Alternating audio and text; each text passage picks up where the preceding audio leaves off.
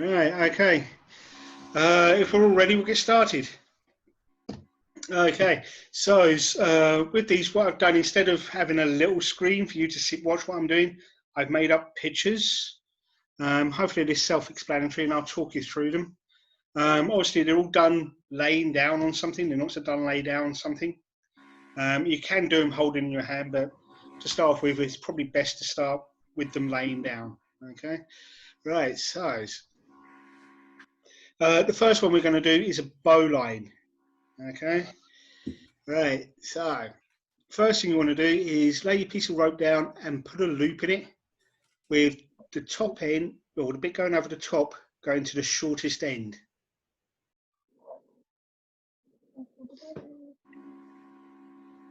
Okay. All right. Next one, now you want to take that short end and loop it back through that loop that you've made, so it goes underneath the first bit and over the second bit, if you can see from this picture.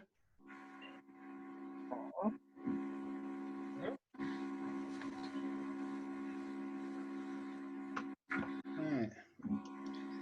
Third bit is, hold on, come on, there we go. Right, take that short end again and pass it underneath the long end. So you've now got kind of two loops. The last bit going underneath and coming down. You want a reasonable bit of length on there. Now you say. Yeah. I got myself in a knot already. Right, hang on. Back to number one. So Left over, right and under. Start off with a loop with a nice long bit at the end, or short end. Under and over. Short end. And then under the long bit.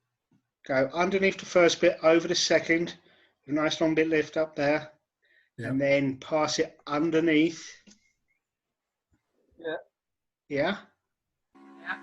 Yeah. Okay, we all there? Yeah. Yeah. Yeah. Right. Now, that short end, that you want to pass it back through that first loop that you made as it goes over and then. Yeah. If you say so. Right, it must be this bit then. Right. Okay. Right. Now, put your hand in the second loop you made and hold on to the end of the short bit and grab the other end, and we're going to pull it. Your hand is going in there so that the second loop doesn't get any smaller. Then you're going to hold on to that short bit and you're going to pull the other side, and ta-da! We have a bowline. Oh, almost. Do we? Yeah, we do. Oh, look at that. I don't know what I'd do with a bowline, but if I had a need, I've got one here.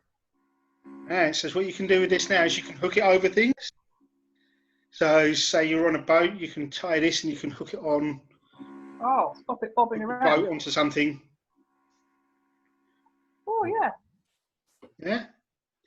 Right. Lasso now, Steve. Well, hopefully it's a lasso that won't pull tight, as in that hole. Once you pulled it, that hole shouldn't get any smaller. Yeah. There we go. Excellent. That's clever.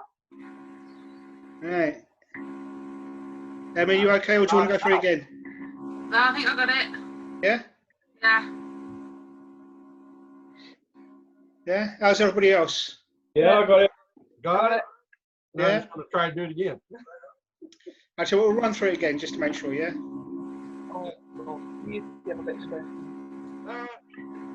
Steve, are you going to send us the slides afterwards so we can practice? What I'm going to do is I'm recording this. Okay. So I'll put the video online, and you can. I can also send out the slides if you want. So you can see it and run through it again. Okay. Yeah. Okay. Right. So we start off with a loop. With a reasonable length bit sticking out.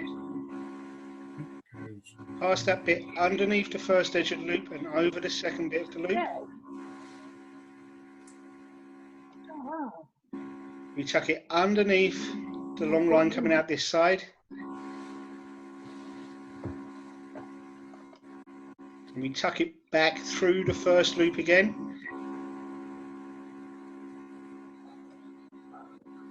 Holding on to the second loop we made and hold on to the short end of the rope that we've been maneuvering, and then pull on the long bit and it will pull into a knot. And your knot should look something like that.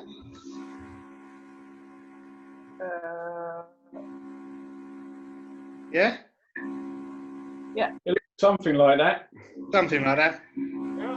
Yeah. Nothing for it. Let's try it.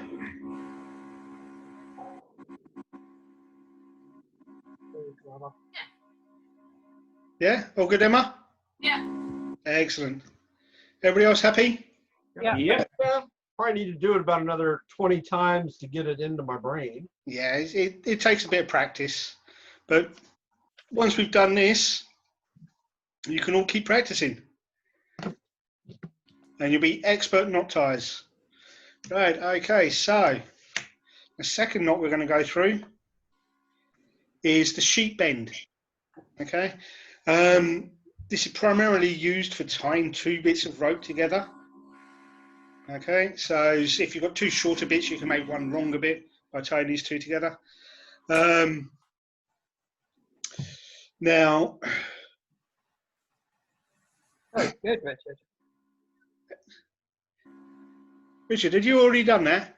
Yep. Peter. Right.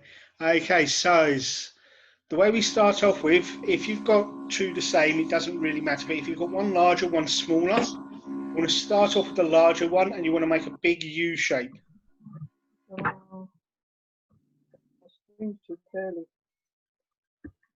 Okay.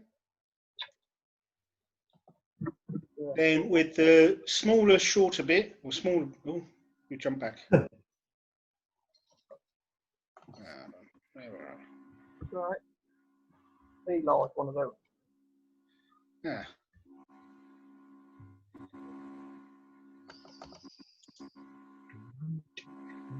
Oh. Yeah, we Oh. through a bit there. Sorry, the computer's. I was going a little bit too fast for the computer. I was like, where did that come in at? Keep going back. That'll do. Whoa, forward. Forward one. There we Forward go. one. Right, okay. Yay. So this is the larger bit of rope. We want to put it into a U shape, and we're going to take our smaller bit, or similar size bit, and run it underneath the bottom of the U. Okay. Yeah. Sure. Then we're going to take that bit and we're going to put it over the short end of the larger bit of rope, and then run it underneath both bits. Okay.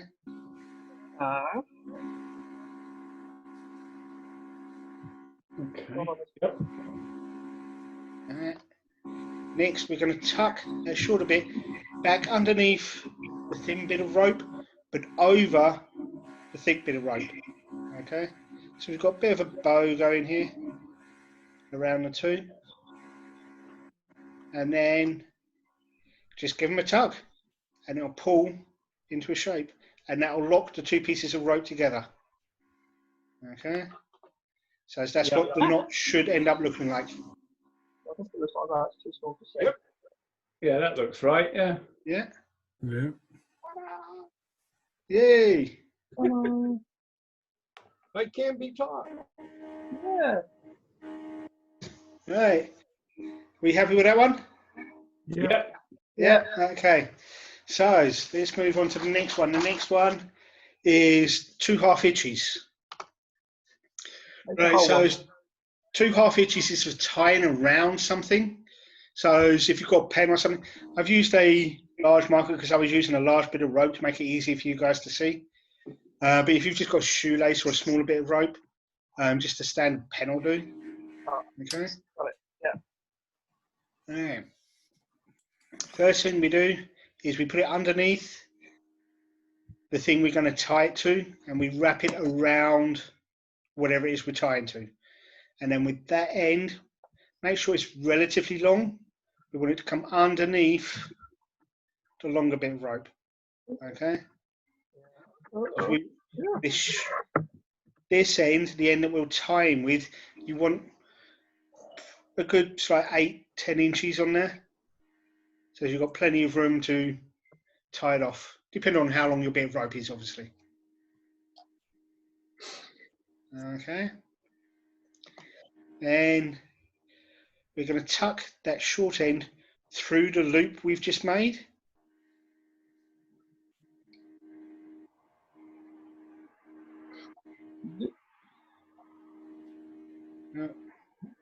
Sorry, yeah, we're jumping around again. Oh, you're going backwards. It's a refresher for these bits. Oh, okay.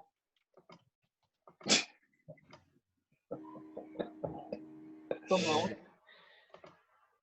Right. Here we go. Right, okay. Right. So make sure you have plenty of end on that end. Would you stop jumping around? Right, and then we're going to pull it tight around the object that we're tying it to. Okay, just pull it tight. That's your first half hitch, and we've got that longer bit of rope coming out here. That end that we're tying with. I'm going to tuck it back underneath the rope, just like we did before. Oh, would you stop jumping around?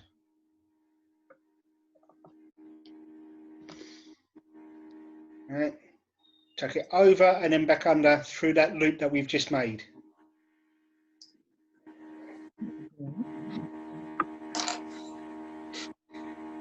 And then finally pull it tight, and there's your knot. Half hitch, that is it? That's 2 half hitches. Right, okay. Okay, so that's for tying a rope to something. You'll find if you give that a tug, that's pretty tight. That's not going to come loose. Okay, so if you want to tie a rope off on something, this is the knot you can use. Okay, everybody happy with that one? That's probably the most popular knot anyhow, isn't it? Doesn't everybody use that one? They'll use something like it for tying things off. But yeah, that's sometimes what instead of going through the second time, they'll go through round the wrong way, and that gives you slightly short or not quite as a strong knot. They can pull loose, but this one won't pull loose because it'll just lock off on itself. Right, okay, so those are the 3 knots you need to learn if you're going to do either your search and recovery course or your dive master. Now, I do have a 4th knot for you, just because it is a really handy knot, and this is the reef knot. Okay. Ooh, I earned a badge for this one. Sorry? I earned a badge for this one. Whoa. Okay, so as you can see from here, I'm using 2 separate bits. You can just tie it on one end of a piece of rope. I'm using 2 separate bits to make it easier for you guys to see. You could have told me that before I cut it in half, Steve. Yeah, but if you didn't have it in half, then you wouldn't have been able to do the sheep bend. So, but yeah, so that's why I'm using 2 separate bits. You can use just one bit if you want. All right. First bit we do, have 1 bit in each hand. Take the bit that's in your left hand, pass it over the bit that's in your right hand. As left goes over the top, and then tuck it underneath. Yeah. Right. Tuck it underneath and then put it back in the same place as it was before. So it's that bit that was in your left hand that you just put under and over is now in your right hand. Now we're going to do the same thing, but we're going to put the right hand bit over the left hand bit. And then tuck it through that loop that we've just made, like so, and pull it tight. And there we go. We have a reef knot, which should look something like That's a reef knot. It's Yeah. also, Don't do a granny knot. it's also called a square knot. Now the good thing with one of these is that the 2 longer ends that you have will not pull loose. It's a very strong knot. It's a really good knot. Hey. So yeah, everyone, The Yeah. Boy Oh, no. Scout knot. sorry, I thought it was going to pull straight through, but it didn't. no, it's I going picked the to. worst possible rope. The Boy Should you use Scout knot. shoelaces? Slip-ons. Oh, right, okay. So is everybody happy with those? Yep. Yeah. Does anybody want me to go through any of them again? Why do they call it a reef knot? You're not going to tie a knot on a reef, are you?